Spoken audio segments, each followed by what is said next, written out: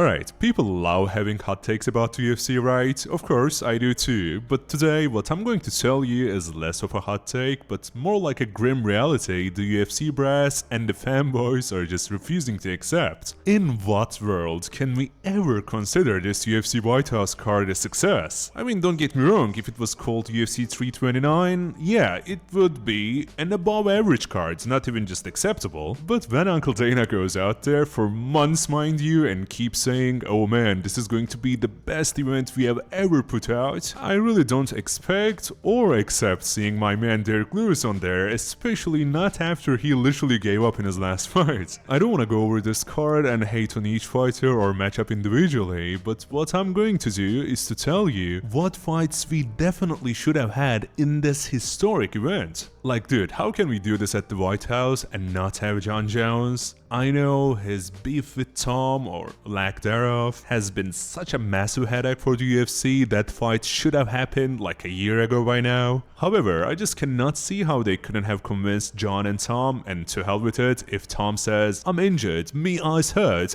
Dana, then we would swap in Alex Pereira for him, you know? It's just so incredibly stupid to have Pereira fight Cyril for an interim belt, by the way. That's the co-main event of the UFC White House card. Amazing stuff, really, what can I say? Look guys, my point and the whole reason I'm making this quick video is to paint a picture in your mind to show you just how great this all could have been with a few small improvements, that's it. First things first, as I said, having Jon Jones on this card is a non-negotiable, it's a must. He is the greatest of all time, an American, the youngest UFC champion, so the script is literally begging to be written, okay? Have the goat of this sport have his last fight at the White House. That's pretty much a given, right? Like, UFC should have done this. The funny thing is, he was so eager for it too, so it's such a shame we are missing this one. Look, I wouldn't hype him fighting Pereira over having Pereira fighting Gane this much if it wasn't for Pereira going out there against Big Ank in his last fight and just getting him out of there super quick. If we saw that same Pereira with a crazy finishing instinct against an almost 40-year-old Jon Jones, then this fight would be way more competitive than what most people think. Also, what drives me absolutely crazy is the fact that we are not getting Conor on this card. I mean, I would be okay with that if Conor wasn't coming back at all. But instead, he's gonna come back, just not for this card, but for International Fight Week. Ah man, like, what are we doing? We want big fights for this once-in-a-lifetime event, right, Uncle Dana? So why aren't we putting Max, an American, and Conor, a spiritual American at this point, on this card? Like, I can't understand it. Just imagine Jones vs Tom main event, Justin vs Topuria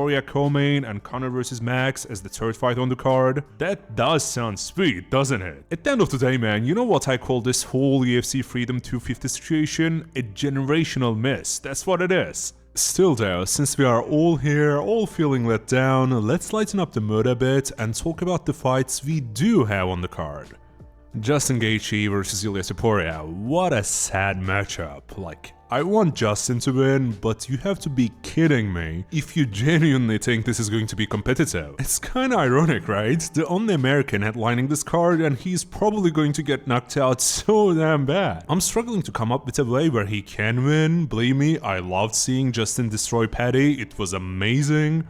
Yet, if we are being honest, he looked so sluggish, so slow, I just cannot even imagine how he can survive trading with Ilia in the pocket. And you know he will try just that, right? That's his thing. I don't think Justin has the patience to play that game of attrition, chop Ilia down with leg kicks and such. I don't know if Justin has that in him anymore, maybe he does. If he does, this fight can be a whole different beast instead of being an easy Topuria victory. And I assume we would all want that to happen. I'm not saying Ilia winning is boring, no. I'm just saying, if we see these dudes have a war, that's a win in my eyes as a fan, you know? That's as far as I'm gonna go for the main event. As for the co-main, I don't like this fight, man, I really don't, and let me tell you why quickly. We have Pereira, who is trying to achieve the impossible, becoming a UFC champion in 3 different weight classes. This is so insane, we have to put respect in his name, even for attempting it, I'm serious. My gripe with this matchup though, is Cyril Gane getting yet another undeserved title shot. Now look, I don't hate the dude or anything crazy like that. However, I will say I am sick of seeing him fight for the heavyweight title at this point.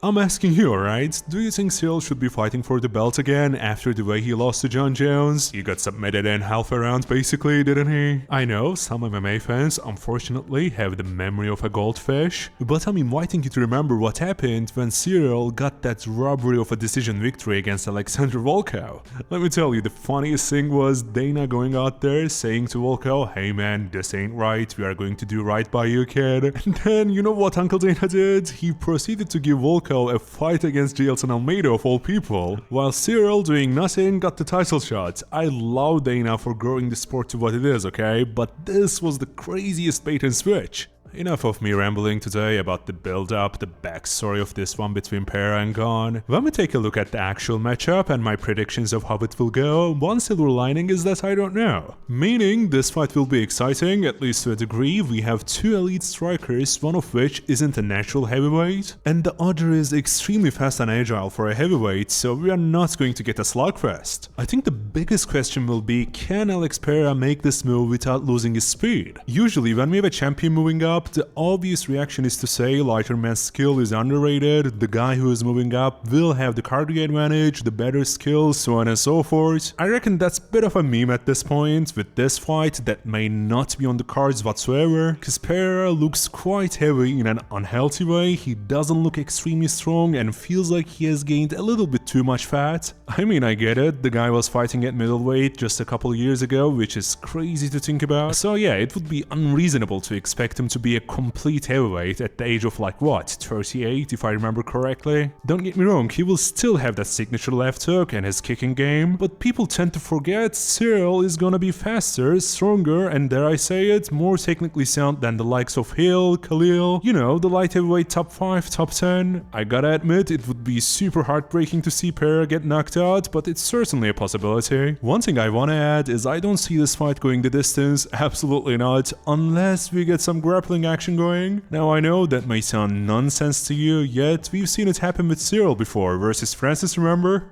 It can be initiated by either fighter honestly, cause they both kinda suck at it. So if one of them isn't liking the pacing of the fight with the stand-up, maybe they attempt to take it down, who knows? By the way, you should know, I'm just thinking out loud, this is very unlikely while still being possible. So look, at the end of the day, I'm nowhere near being happy with the UFC White House card. It could have been, should have been 10 times better. I'll still tune in, of course, and for the main I have Topuria winning, and for the co-main I have Alex to win, while being less sure. Let me know what you think. Are you disappointed just like me? Do you agree or disagree with my picks? I'll do another video soon covering all the other fights on the cards and give you my picks, so for that, please subscribe and I'll catch you next time. Cheers!